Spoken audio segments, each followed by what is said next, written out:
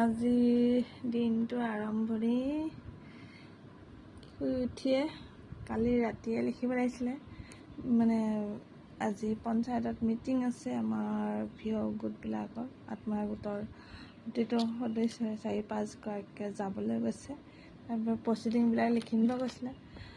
Proceeding কেইখনমান লিখা নাছিলোঁ। এইদৰে উঠি ৰাতিপুৱাই এই প্ৰচিডিং কেইখন লিখি ল'লোঁ। লিখি লৈ আৰু এখন অকণমান লিখোঁ, এখন আছে। আজি আৰম্ভণি, দিনটো আৰম্ভণি এনেকৈয়ে কৰিছোঁ। কওকচোন আৰু বাকী পঞ্চায়তত যোৱাখিনিও মই পিছত দেখাম আৰু ভিডিঅ'ত কি কৰিলে কি নকৰিলে পঞ্চায়তত যি সভাখন। আজি দিনটো আৰু এনেকৈয়ে যাব।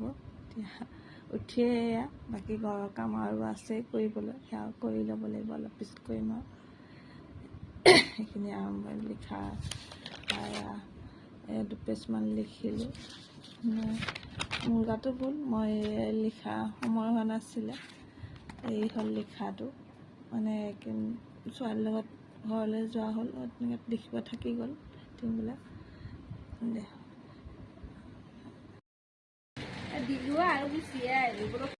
পাছলা মাৰি এয়া যাবলৈ ওলাইছোঁ পঞ্চায়তত। ছাতি বিচনি চাত লৈ লৈছোঁ। ছাতিটো ঘৰলৈ ডিকিটা ভৰাই থ'ম। ছাতিটো 4 পাত আপুনি লৈ লওকচোন।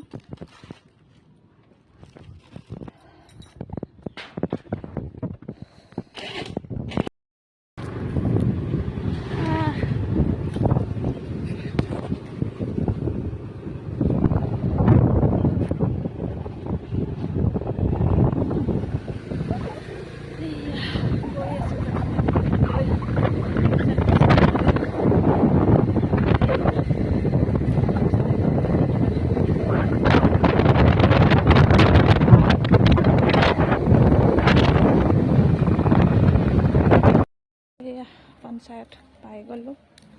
ফালে কি বা হয় মিটিং আজি। তেনেকৈ মিটিংবোৰ আগৰ টাইমত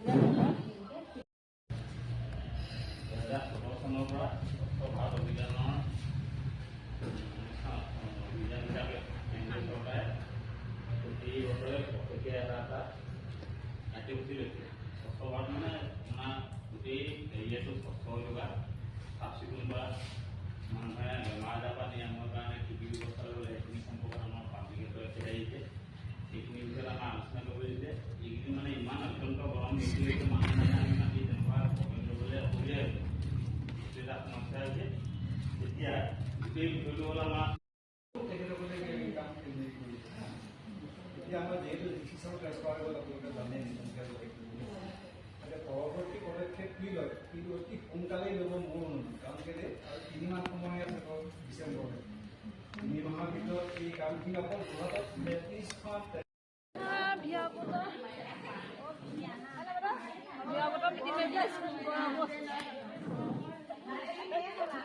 33খন বিচনী লৈ লওঁ।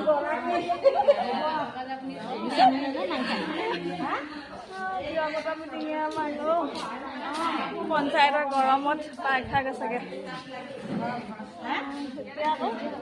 গৰমত আকৌ খোজকাঢ়ি যাওঁ এতিয়া।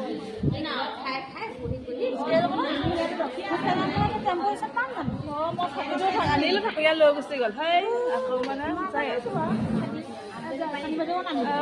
তাকেহে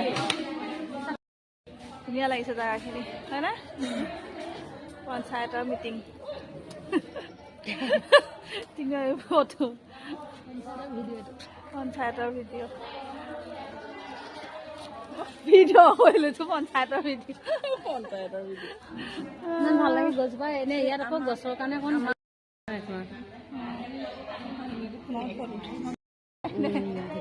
এতিয়াই হৈছে। গৈ থাকোঁ। ছোৱালীজনী নাই হ'ব দে, আৰু এবছৰ আছে। যাম ৰ'ব। এই গৰমত, গৰমটো কমক দিয়ক, হয় নাই? গৰমটো কমক আৰু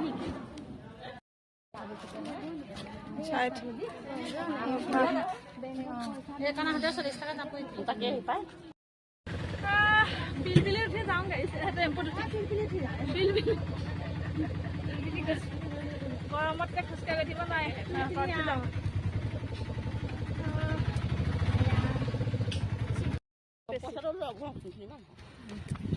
ইয়াৰ গৰম বহুত বেছি গৰমত ওলাই যাবলৈও চিন্তা নগ'লেও নহয় এনেকুৱা হৈছে হয় নাই মই কিন্তু নাঘামো দেই এবাৰ পুৰা ঘামিছোঁ আমি ঘামিছোঁ দেই ঘামিছোঁ এইবাৰ